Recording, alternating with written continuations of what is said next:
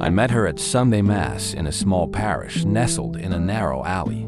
Met might be an exaggeration. In truth, I only saw her singing the responsorial psalm that afternoon. Her voice moved everyone with its strength and beauty. But when her singing ended, my heart ached to see her carefully step down with a guiding cane, familiar with the path to the lectern, and swiftly return to the choir. After the Mass, my eyes searched for her. Only after everyone had left did she rise, cane in hand, striding confidently home without needing anyone to guide her. It was as if the path home was mapped in her mind rather than seen by her eyes. Out of curiosity, I followed her, briefly worrying about her falling or being hit by a car along the way. But to my surprise, she crossed the street precisely on the white line, timing her steps with the red light as cars stopped. While everyone hurried across, she joined the crowd with ease. Did anyone even realize she was blind? Then I noticed a woman walking close beside her, watching over her intently, keeping her distance so as not to make her daughter aware, but close enough to let her walk confidently forward. She was born into circumstances that had nearly drained her mother's tears. When her mother was 3 months pregnant, doctors warned that her nuchal translucency measurements were abnormal. She would be born with some developmental defect, potentially Down syndrome or another condition. Her father and paternal relatives wanted her to be aborted, to spare the family this burden. Yet her mother refused, fighting to keep the pregnancy at all costs. Even though her father left because of it, her mother stood by her decision, enduring scorn from her in-laws. So she was born without her father by her side. Upon discovering her daughter was blind from birth, her mother held her close and wept, but never regretted her choice. Her daughter was her angel, her most beautiful and happy little girl in her mother's arms and heart. She grew up enveloped in her mother's love. Her mother taught her to perceive the world through touch and sound, never changing the position of items in the house. Patiently, her mother taught her to take care of herself. She was sent to a special school for children like her. A nun taught her to feel the raised braille dots with her fingertips, making it possible for her to read.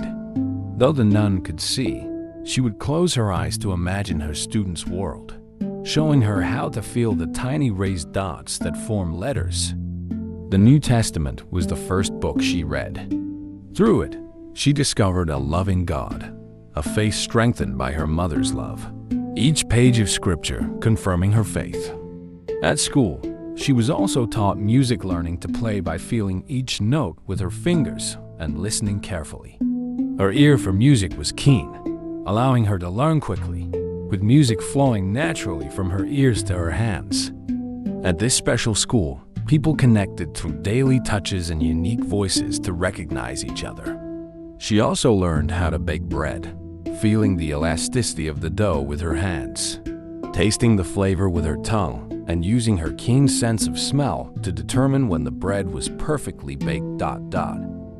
Everything she learned there became a toolkit for her to live independently. Her house, where she lived with her mother, was her safe space, each item familiar to her. Her guiding cane was her companion, showing her the way home. She couldn't see the colors of the world, but her life was filled with sounds, scents, and tastes. Through singing, she felt love, peace, and joy. Especially in singing hymns in church, she poured her heart and soul into each note. With her warm voice, she moved people to tears, deepening their understanding of God's love. Her voice was a testament to God's love and mercy, filling her own life.